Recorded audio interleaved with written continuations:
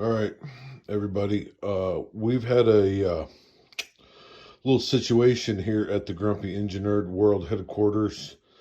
Our Rockford drill press began smoking pretty good, so I've pulled the motor off of the drill press and I've taken it apart, and the bearings are good. It spins pretty good. I don't find any damage, but I'm gonna go blow this out. By the way, in case you're wondering, this is a half horse 110 8 amp 1720 RPM Rockford motor, but I'm gonna go blow it out. I think possibly, yeah, all that came out of it. There's the bolts that held it together. There's the counterweight on the back end. I'm wondering if we may have had, and there's some of the black crap out of it. I'm wondering if we may have had some sawdust get down in there and catch fire, arc a little bit. So I'm going to go blow it out. Then I'm going to come back and real safely, as I'm sure you can imagine, I'm just going to wire it direct and plug it in and see if it, A, comes back on, and B, whether or not it starts smoking again. And then we'll go from there and see what's what.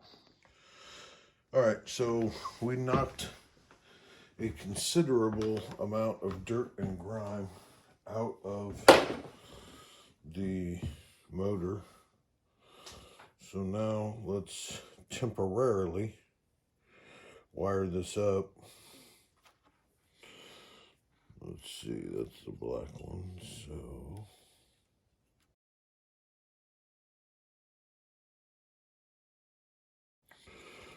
There we go. Now, for safety's sake, we do have a fire extinguisher ready to go. Let's plug this bad boy in and see what happens. Well, no smoke.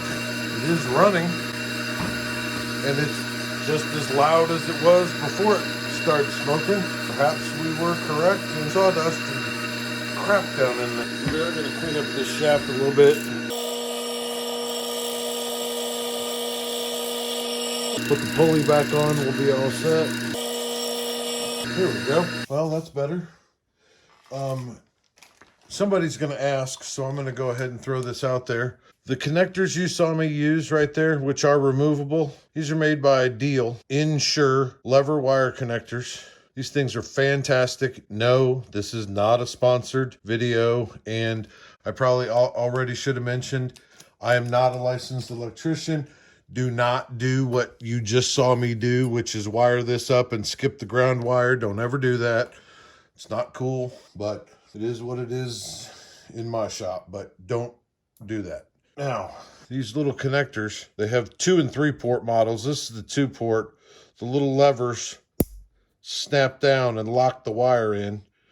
I mean, you can remove them. There we go. They're reusable. That's why I like them. And I know you can't see the writing on here, but it says right on here that these little dudes are good to 450 volts, 32 amps. Handy little dudes. This 10-pack that I got, one of the big box stores, I think this ran me about $11. So they're about $1 a piece. All right, let's see if we can get this thing bolted back in here. Oh, come on. All right. That's not going to keep it from sliding, but that'll keep it from falling on my foot.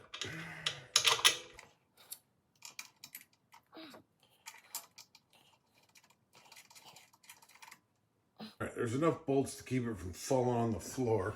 So now we need the key and the pulley. You can see it's got a keyway cut. This goes in the shaft, this slides over, and then there's a set screw to tighten right there.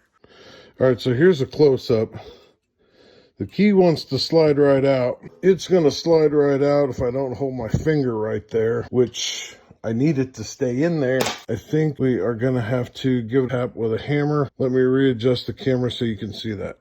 All right, yeah, so that's not working. Because you know it working right the first time would have been too damn easy.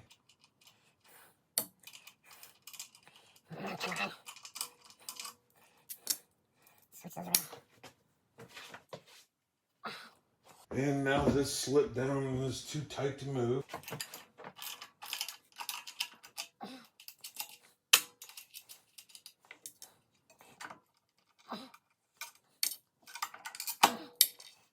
Come on. 4 of them. So the key wants to be way down here. It's the groove is too wide for it, so it's letting it slide way too far down. I need it back the other way to sit on this set screw right here. So what I'm gonna do, your tools, pick set, gotta love them. Handiest damn thing. So I'm gonna try and push that back up there. Now, see if we can tighten this up.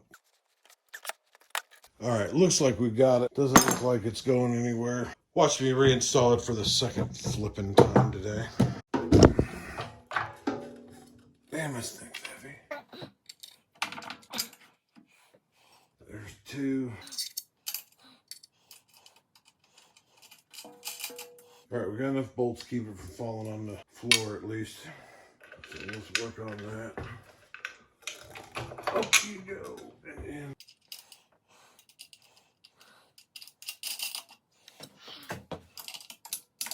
all right, it's on there. It's not falling off, but I haven't tightened everything because we got to give it lined up this way and lined up height-wise both. Okay, when you're remounting the motor, you want it sort of level, and that's pretty close right there. So you want it level this way because you don't want undue wear on your belt.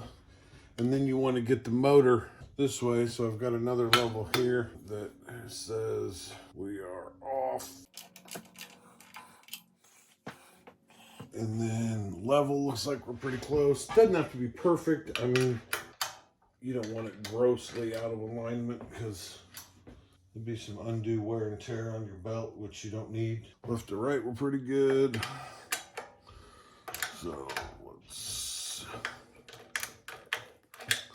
snug that up. Looks good there. Pretty close up there. Now let's spin this bad boy around.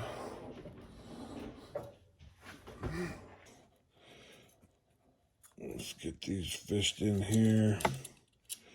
Let's go back to our little clips from before. These things make life so much easier when you're doing electrical work. Those all snug in there, yep. Now the ground actually, when I took this apart, the ground just gets screwed in with the case cover, so it's got a little lip on the back. And we pinch it in there, screw here. All right, there we go. She's all buttoned up. Let's plug it in and, all right, let's see what happens. Well, that's not very impressive when you put this stupid belt on. There we go. One repaired drill press. Now we'll come up with a project to use this for and see you next time.